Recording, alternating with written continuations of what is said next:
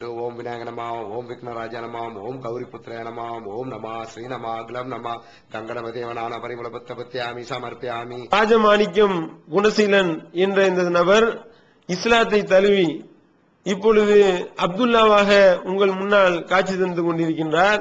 அந்த இடத்தில் ஒருத்தர் வந்து இஸ்லாத்தை வேற ஒரு சிரியா நாட்டுக்காரர், இலங்கையில் உள்ளவர்களையோ யாரையும் பார்த்து நான் இஸ்லாத்தை ஏற்றுக்கொள்ளவில்லை. முஸ்லிம் என்றாலே ஒரு வெறுப்பு. இவர்களுடைய நடத்தைகள், நாங்கள் செய்த அந்த கடவுள் இல்லை என்று சொல்லக்கூடிய காலத்தில் நாங்க எத்தனையோ இடங்களுக்கு போய் பார்த்திருக்கிறோம். அந்த இடத்துல எல்லாம் பார்கள்ல கண்டா முஸ்லிம்கள் இந்த மாதிரி சில பேர் செய்யற அநியாயங்களை எல்லாம் பார்த்தால் இந்த அனாச்சாரங்களை மூழ்கி நிற்கக்கூடிய மக்களை பார்த்து இடை போட்டிருக்கிறோம். ஆனால் அந்த அல்லாஹ் எங்களை சொர்க்கவாசி ஆக்க வேண்டும் என்று ஆசை வைத்திருக்கிறான். அதனால் அந்த அரபி நாட்டில் போனதற்கு பிறகு படிச்சு இஸ்லாத்தை ஒரு வருடம் படிக்கும் பொழுது உள்ளுக்குள் பயம் வந்தது. சுப்ஹானல்லாஹ். மனைவியிடம் போய் வீட்டில் சொன்னேன், முஸ்லீமாக எல்லாம் மரணிக்க பயமா இருக்கு, நான் இஸ்லாத்தை ஏற்றுக்கொள்ள போகிறேன் என்று. அப்பொழுது ஊரில் சில பேர் இஸ்லாத்தை ஏற்றுக்கொள்வதை ஆரம்பமாக சொல்லும் பொழுதே ஏற்கனவே கோயில் பூஜை சம்பந்தமாக இருந்து இந்து நட்பணிம் என்று சொல்லக்கூடிய அந்த அமைப்பிலிருந்து கடவுள் என்று சொல்லக்கூடிய அந்த நேரம் இருந்த வாழ்க்கை அனாச்சாரத்தில் மூழ்கி நிற்கும் பொழுது பரவாயில்லை, மதம் மாறாதே என்று உறவுகள், குடும்பம் எல்லாம், உற்றார் உறவினர்கள், நண்பர்கள் எல்லாரும் சொன்னார்கள். எனக்கு இந்த இஸ்லாம் ஒரு வாழ்க்கை திட்டம். Islam not a religion, Islam is a way of life. இஸ்லாத்தின் குர்ஆனில் முதல் சூரா இறங்கப்பட்டது இக்ரா பிஸ்மி ரப்பிக அல்லதீ கலக். உன்னுடைய இறைவனின் திருநாமத்தை கொண்டு ஓதுவீராக. Knowledge is high rank in Islam. அந்த இதை புரிஞ்சு கொண்டு ஆரம்ப கட்டத்தில் பார்ப்போம் இன்ஷா அல்லாஹ். நான் சவுதிக்கு வேலைக்கு போகும் பொழுது இடையில் பாஸ்போர்ட் டிக்கெட்டை தொலைத்து விட்டேன். திரும்பி வீட்டுக்கு போன உடனே எங்களை கடவுளை திட்டினத்தானே, உனக்கு இப்படித்தான் நடந்துருச்சுன்னு ஊர் மக்கள் உறவுகள் சொல்றதை கேட்டுக்காதால இன்ஷா அல்லாஹ் நான் மக்காவுக்கு போவேன் என்ற நம்பிக்கையில் திரும்பவும் ஏற்பாடுகளை செய்து கொண்டு அங்க போய் எங்களுடைய பஸ்ஸுக்கு நான் சொன்னேன். 3 நாளில், சார் அஸ்ஸலாமு அலைக்கும், I like to be a Muslim. அவர் என்ன சொல்றாரு தெரியுமா? It is a new story அப்படின்னு சொன்ன வெறுப்பாக சொல்லதை கேட்டேன் காது. For you it is a new story, for me it is a new life அப்படின்னு சொன்ன பிறகு 3 நாளுக்கு பிறகு ஒருத்தர் அழைப்பிச்சு எனக்கு களிமா சொல்லக்கூடிய ஏற்பாடுகளை செய்து கொடுத்தார். பாத்தீங்களா சகோதரர்களே, அதாவது இஸ்லாத்தை தழுவக்கூடிய ஒரு நபர்களை இந்த மாதிரிலாம் மிரட்டக்கூடியதும் இந்த மாதிரியான பிரச்சனைகளை சந்திக்கிறதும் இயல்பான ஒரு விஷயமாக இருக்கின்றது. யாராவது ஒருத்தர் இஸ்லாத்தை தழுவுனதுக்கு அப்புறம் அவருக்கு ஏதாவது ஒரு பிரச்சனை ஏற்பட்டா, பாத்தியா நீ இஸ்லாத்தை தழுவுனதுனாலதான் இவ்வளவு பிரச்சனை ஏற்பட்டுச்சு, இப்ப சொல்றாங்களா இல்லையா? ஏகத்துவத்தின்பால் ஒருவர் வந்து விட்டாரே ஆனால் குர்ஆன் ஹதீஸ் மட்டும்தான் மார்க்கம், மதுஹப், தர்கா, தரிகா, தட்டு தகடு தாயத்தெல்லாம் மார்க்கம் இல்ல என்று சொல்லி ஒருத்தவர் வந்தாருன்னு வைங்க, அவருடைய வீட்டுல ஏதாவது ஒரு பிரச்சனை ஏற்பட்டா என்ன சொல்லுவாங்க? பாத்தியா நீ ஏகத்துவத்தை ஏத்துக்கிட்டதுனாலதான், தௌஹீது கொள்கையை நீ ஏத்துக்கிட்டதுனாலதான் இவ்வளவு பஞ்சாயத்து உனக்கு வந்துச்சு அப்படின்னு சொல்லி மிரட்டுவாங்க. இப்படிதான் இப்ராஹிம் அலைஹிஸ்ஸலாம் அவர்களையும் மிரட்டினாங்க. எங்களுடைய தெய்வங்களை நீ இல்லன்னு சொல்றியா, எங்களுடைய தெய்வங்களுக்கு நீ பயந்துக்கோ அப்படின்னு சொல்லி எல்லாம் மிரட்டினாங்க. அந்த மாதிரிதான் மிரட்டப்படுவார்கள். ஏதாவது ஒரு பிரச்சனை ஏற்பட்டா, உன்னாலதான் இந்த மாதிரி நடந்து, நீ இந்த இந்து மதத்தை விட்டு போனையில, இந்த கொள்கையை விட்டு போனையில, அந்த தௌஹீது கொள்கையை ஏத்துக்கிட்டேல, அதனாலதான் இவ்வளவு பஞ்சாயத்தும் அப்படின்னு சொல்லி சொல்லுவாங்க. ஆனால் அப்படி வரக்கூடிய சகோதரர்கள் கிஞ்சிட்டும் கொஞ்சமும் பயப்பட தேவையில்லை என்பதற்கு இவர் ஒரு அழகான முன்னுதாரணமா இருக்கிறாரு. அதையும் நாம இந்த இடத்துல கவனிக்க வேண்டும். இந்த களிமா எப்படி எனக்கு கிடைக்கப்பட்டது என்றால், அந்த சிறிய நாட்டுக்காரர் இஸ்லாத்தை சொன்னவுடன் அவர் கேசட்டை கொடுத்தார். அந்த கேசட் சில விஷயங்களை சொன்னார். எனக்கு இஸ்லாத்தை தெரியாது. அவர்கிட்ட நான் கேட்ட கேள்விகளாம் வித்தியாசம், அல்லாஹ் மன்னிக்கணும். அதற்கு பிறகு நான் பள்ளிக்கு போய் பார்த்தேன். பங்களாதேஷ், ஏமன் நாட்டுக்காரர்கள் என்னுடன் வேலை செய்யவர்களை, அவர்களிடம் போயிட்டு பள்ளியில் என்ன நடக்கிறது. இலங்கையில் நான் பௌத்த மத ஆலயங்களுக்கு போயிருக்கிறேன், பல்சலை என்று சொல்லக்கூடியதுக்கு, சர்ச்சுக்கு போய் பார்த்திருக்கிறேன் என்ன நடக்கிறது என்று. எந்த இடமும் இறைவனை பற்றி என்னுடைய மனசுக்கு திருப்தியை கொடுக்கவில்லை. போய் கொஞ்சம் டெஸ்ட் பண்ணி பார்ப்போம், பள்ளிக்கும் போயிட்டு பார்ப்போம், எதையும் ஏற்றுக்கொள்ளக்கூடிய பக்குவம் இல்லையே என்று. அப்பொழுது அல்லாஹு அக்பர் என்று அவர்கள் தக்பீர் கட்டுகிறார்கள். அவர்களுடன் சேர்ந்து நானும் கட்டுகிறேன். சுத்தி பார்த்து ஒன்றும் இல்லை. ஒருத்தர் என்ன இந்த சைடால இடிக்கிறார், பார்க்க வேணாம் என்று சொல்றதுக்காக இடிச்சிருப்பார். நானும் தொழுகையில் இது ஒரு அங்கம் என்று சொல்லி மற்றவரை என்ன இந்த பக்கம் அவர் இடிச்சோ, நான் இங்கால ஒரு பக்கம் இடி, மற்றவர் இங்கிட்ட ஒரு இடி இடிக்கிறார். இப்படியே செஞ்சுட்டு வந்து கேட்டுட்டு அவங்க இப்படி எல்லாம் செய்யக்கூடாது. ஆனா பள்ளிக்குள்ள போனதுக்கு பிறகு எனக்கு மனசுக்குள்ள உருவங்கள் ஒன்றும் இல்ல, சுப்ஹானல்லாஹ், எல்லாரும் ஏழை பணக்காரன் இல்ல, எல்லாரும் வாரம் ஒரு இடத்துல நிக்கிற ஒரு மனசுல ஒரு வித்தியாசத்தை காட்டுனுச்சு. ஸ்ரீலங்கா இலங்கையில் பள்ளிக்கு போகவே இல்லை என்று பள்ளி ஒரு படியை மிதிக்காமல் தான் சவுதிக்கு போறேன். ஆனா பன்சலை, சர்ச், கோவில்கள் எல்லா இடமும் போயிருந்தேன். நான் பள்ளிக்கு போகாத காரணம் சில முஸ்லிம்கள் செய்யும் தவறுகளை தவறான முடிவுக்கு பள்ளியை போகவில்லை. ஆனால் அரபிக்கு போகும் வரைக்கும் நினைத்திருந்தேன், பள்ளிக்கு மேல் இருக்கும் அந்த நிலவு அது நட்சத்திரம், இதைத்தான் முஸ்லிம்கள் வணங்குகிறார்கள், இந்துக்கள் சூரியனை வணங்குகிறார்கள் என்று நினைத்துக் கொண்டிருந்தேன்.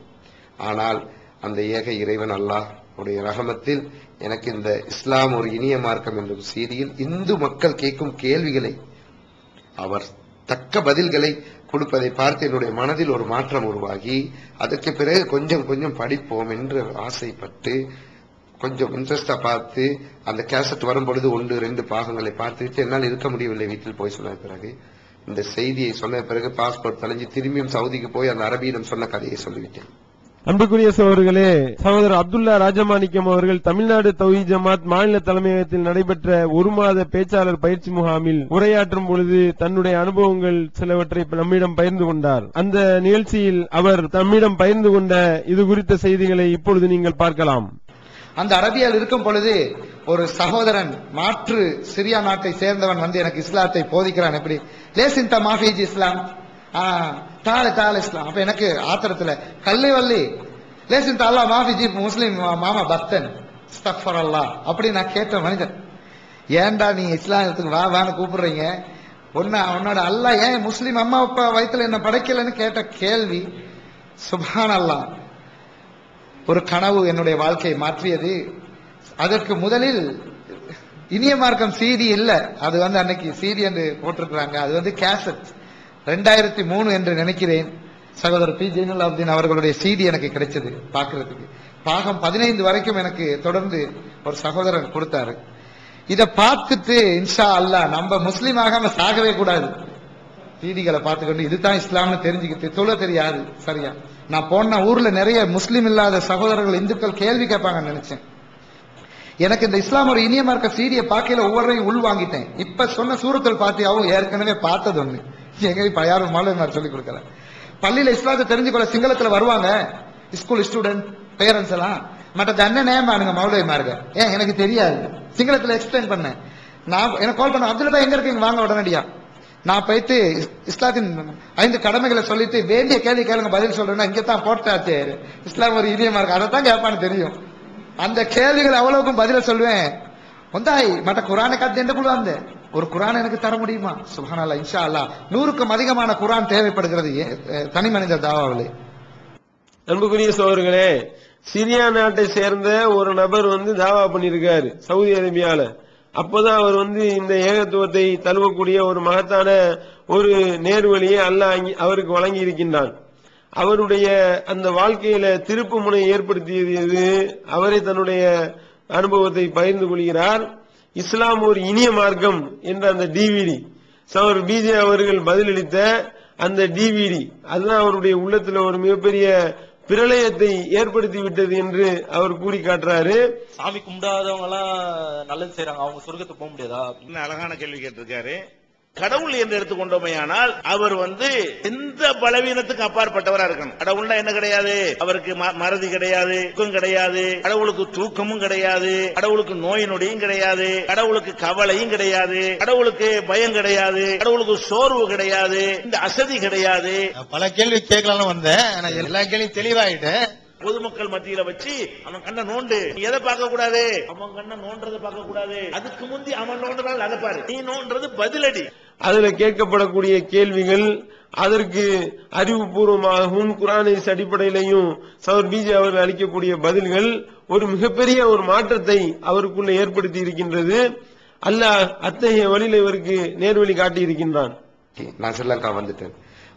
வர்றதுக்கு முதல்ல இஸ்லாம் ஒரு இனிய மார்க்கத்தை படித்துக்கொண்டு தாவா சென்டர்களுக்கு போய் இஸ்லாத்தை எப்படி ஒது எடுக்கிறது தொழுகிறது எல்லாம் கேட்டுக்கிட்டு போறேன். என்னன்னு கேட்டா முஸ்லீம் அல்லாத மக்களுக்கு கேள்வி கேட்டால் எப்படி பதில் சொல்வது என்று.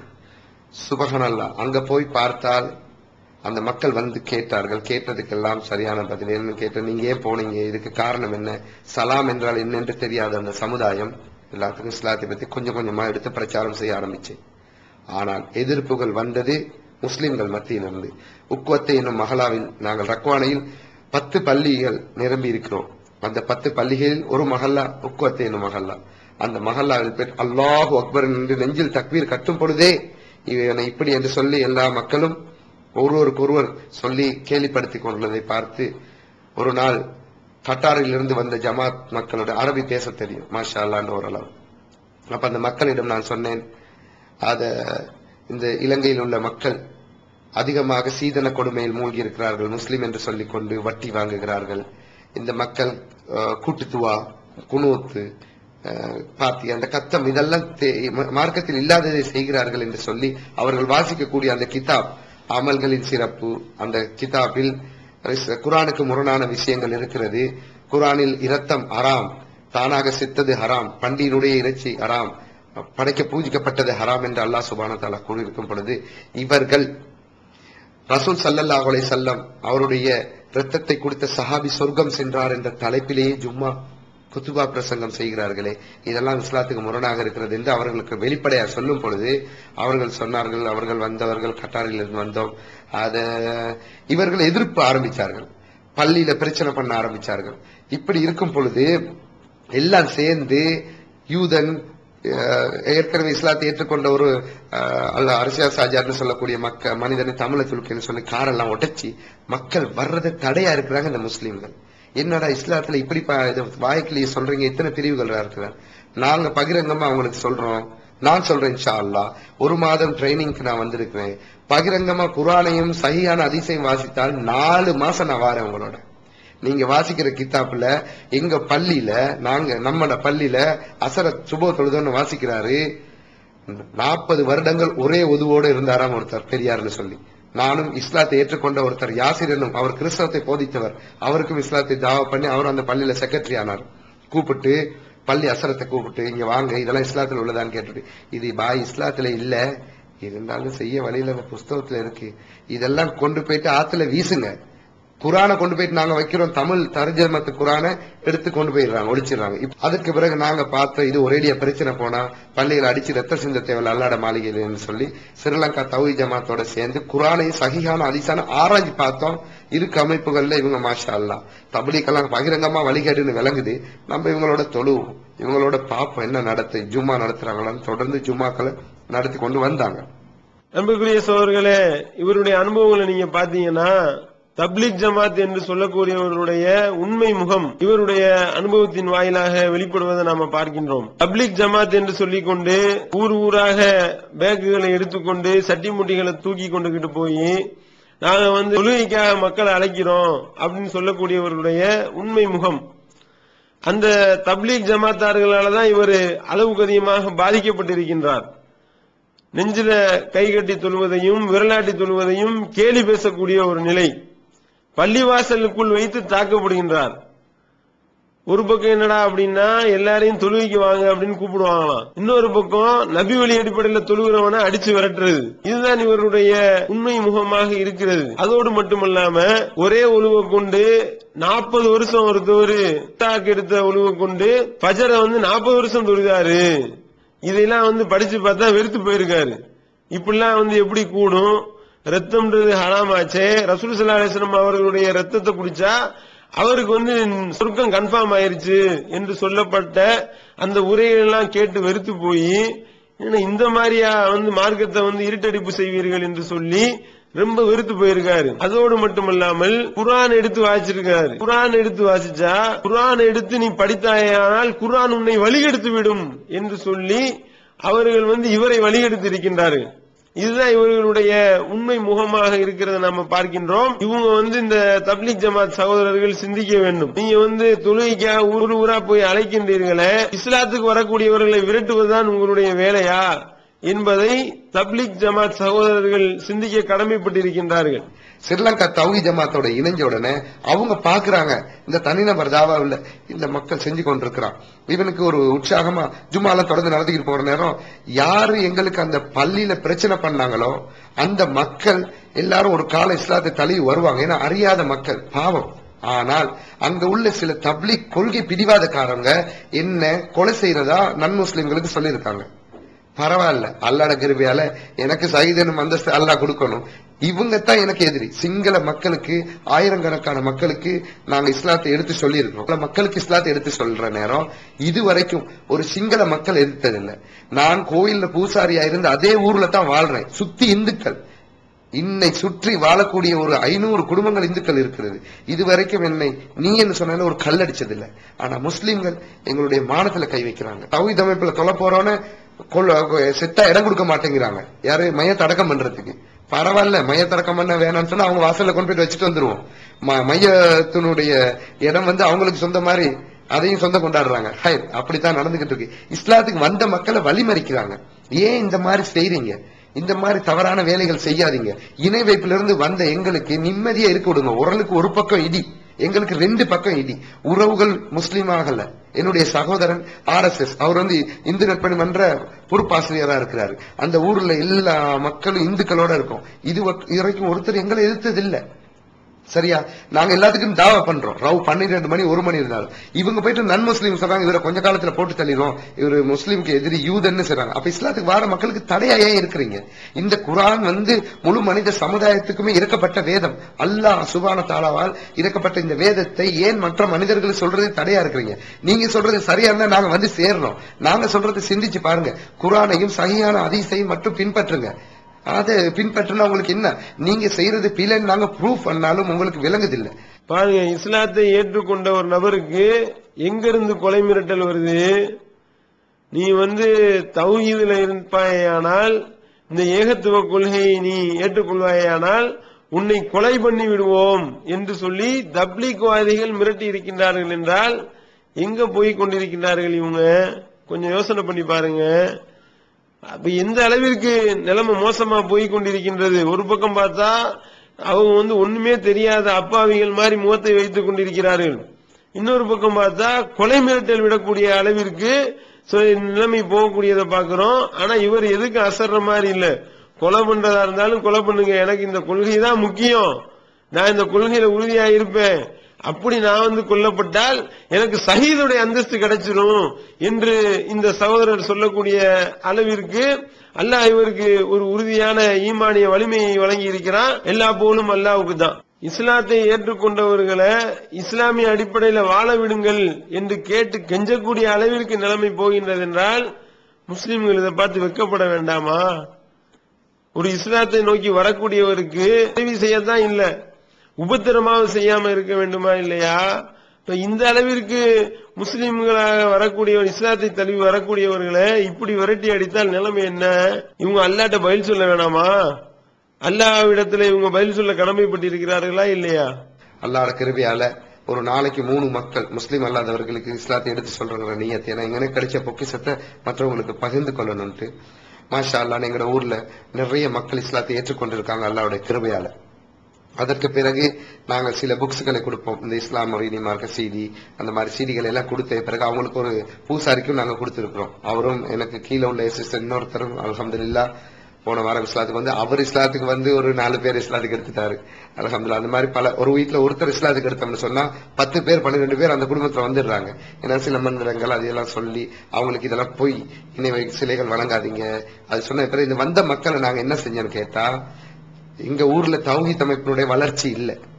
தௌஹீத் சொன்னா பிரச்சனைகள், ஏற்கனவே எனக்கு பிரச்சனை பண்ணது பிறகு சவுதி அரேபியாவுக்கு திரும்பி போயிட்டு கொஞ்சம் இஸ்லாத்தை படிச்சுக்கிட்டு வருவோம், இன்னும் கொஞ்சம் படிச்சுட்டு வருவோம்னு சொல்லி அப்படி செஞ்சு கொண்டு சமூக எழுச்சியை உருவாக்கி கொண்டு குர்ஆன் ஹதீஸை சொல்லக்கூடிய அமைப்பில் ஏற்பாடுகள் செய்து கொண்டிருந்தோம். அது மட்டும் இல்லாம சகோதரர்களே, இவர் இந்த இஸ்லாத்தை தான் தழுவியதோடு மட்டுமில்லாம தான் அறிந்து கொண்ட இந்த சத்தியத்தை பிறருக்கும் சொல்ல வேண்டும் என்ற ஒரு வேட்கையில அவர் கடல் கடந்து இலங்கையிலிருந்து இந்தியாவுக்கு பிரச்சார பயிற்சிக்கு வந்திருக்கிறாரு. அப்படி வந்திருந்து பார்த்தா இஸ்லாத்தை பிற மக்கள் மத்தியில சொல்ல வேண்டும் என்பதுல மிகுந்த ஆர்வம் கொண்டு முதல்ல என்ன செய்யறாரு, அவரோடு வேலை பார்த்த இவர் மூத்த பூசாரி, இந்த மூத்த பூசாரியோடு வேலை செய்த இளைய பூசாரி ஒருவர், அவருக்கு இந்த ஏகத்துவத்தை சொல்லிக் கொடுத்து அந்த இளைய பூசாரியையும் அல்லாஹ்வுடைய மகத்தான கிருபையை கொண்டு அவரும் இஸ்லாத்தை தழுவி இருக்கின்றார் என்ற சந்தோஷமான செய்தியும் நம்மிடத்தில் அவர் பகிர்ந்து கொள்கின்றார். எனக்கு இந்த TNTJ தொடர்பு இல்லை. SLTJ-உடன் தொடர்பில்லை. SLTJ-யோட இணைஞ்சி சுமார் 4 மாதங்கள் தான் இருக்கும். ஆனால் நான் இஸ்லாத்துக்கு வந்து கிட்டத்தட்ட 10 வருடங்கள் ஆகிட்டது. 10 வருடங்களுக்கு அதிகம். ஆனால் 10 இல்லாட்டி 11 வருடம். ஆனால் என்னுடைய காலத்தை வீணாக 10 வருடத்தையும் கழித்து விட்டேன். அல்லாஹ்வுக்கு பதில் சொல்ல வேண்டும் அந்த சமுதாயம். இங்கே ஒரு மாத பயிற்சி முகாமுக்கு வந்ததுக்கு பிறகுதான் இவ்வளவு காலம் என்னுடைய டைமை வேஸ்ட் பண்ணிட்டேன்னு நினைக்கிறேன். ஐ வேஸ்ட் மை டைம். ஏன்? பிகாஸ் என்ன குர்ஆனை ஹதீஸையும் இன்னைக்கு ஜும்மா பிரசங்கம் செய்யக்கூடிய ஜும்மா பிரசங்கம் ஒன்று செஞ்சு அல்ஹம்துலில்லாஹ் போன ஜும்மா வெள்ளிக்கிழமை. அதாவது சகோதரர்களே, இப்ப 4 மாதங்களுக்கு முன்பாதான் தமிழ்நாடு தௌஹீத் ஜமாத்துல இவர் தன்னை இணைத்துக் கொண்டிருக்கின்றார். தமிழ்நாடு தௌஹீத் ஜமாத்தினுடைய ஸ்ரீலங்காவினுடைய கிளையாக இருக்கக்கூடிய SLTJ-ல இவர் 4 மாதங்களுக்கு முன்பாக தன்னை உறுப்பினராக இணைத்துக் கொண்டு இப்பதான் சத்திய பாதையை நோக்கி சரியான முறையில அடியெடுத்து நடக்க ஆரம்பித்திருக்கிறார். வேதனைப்படுறாரு. இஸ்லாத்தை தழுவி 10 வருஷம் ஆகி போச்சு, 10 வருட காலத்தை நான் வீணடிச்சுட்டேனே என்று வேதனைப்படக்கூடிய அளவிற்கு நிலைமை இருக்கின்றது. தப்லிக் ஜமாத் தான் இந்த முஸ்லிம்களை வழிகெடுத்துக்கிட்டு இருக்காங்க. காரணம், குர்ஆனை ஹதீஸுக்கு முரணான கிதாபுகளை வாசிச்சு மழுங்க வைக்கிறாங்க. இஸ்லாத்துக்கு வந்து எத்தனையோ சகோதரர்களை நான் ஹக்கு சொல்லி இஸ்லாத்துக்கு எடுத்து பாத்தில் பக்கம் விட்டுருக்கேன். அங்க இருக்கக்கூடிய சகோதரர்களுக்கு தப்லிக் சகோதரர் இந்த கூட்டிட்டு போ, 3 நாளைக்கு இந்த கூட்டிட்டு போ, இந்த இப்படி அனுப்புனவங்கள்ட்ட 4 வருஷம் 3 வருஷம் கழிச்சு இஸ்லாத்தினுடைய கடமைகள் என்னன்னு கேட்டா களிமா சொல்றது, ஜமாத்துல போறதுங்கிறான். எந்த நிலைமையில இருக்காங்க? இது சாட்சி. பாயிஸ்னு சொல்லக்கூடிய எங்க ஊர்ல உள்ள ஒரு ஃப்ரெண்ட், அவர் முன்னு கேட்டேன், 4 வருஷம் இஸ்லாத்துக்கு வந்து என்ன பாய் தெரிஞ்சிருக்கான், இஸ்லாத்தினோட அடிப்படை கடமையே தெரியாம இருக்கிறான், இதுக்கெல்லாம் பொறுப்பு சொன்னாங்க. களிமா சொல்லி கொடுத்துட்டு பெருமைக்கு சொல்லக்கூடாது, பெருமைக்கு சொல்லி வேலை இல்லை. ஆனா நிறைய மக்களை ஹக்கின் பக்கம் அழைப்பிச்சு பாத்தில் விட்ட கேசுகள் நிறைய இருக்குது. அப்ப இந்த மாதிரி அப்படி பாடுபட்டு மக்கள் மத்தியில உங்ககிட்ட வந்து நாங்க ஏதாவது இணைஞ்ச செய்யறோம். பள்ளி அல்லாஹ்வுடைய மாளிகை அதுல போடுறாங்க. எங்க ஊர்ல சாப்பி மதுகபை மட்டும்தான் பின்பற்றணும்.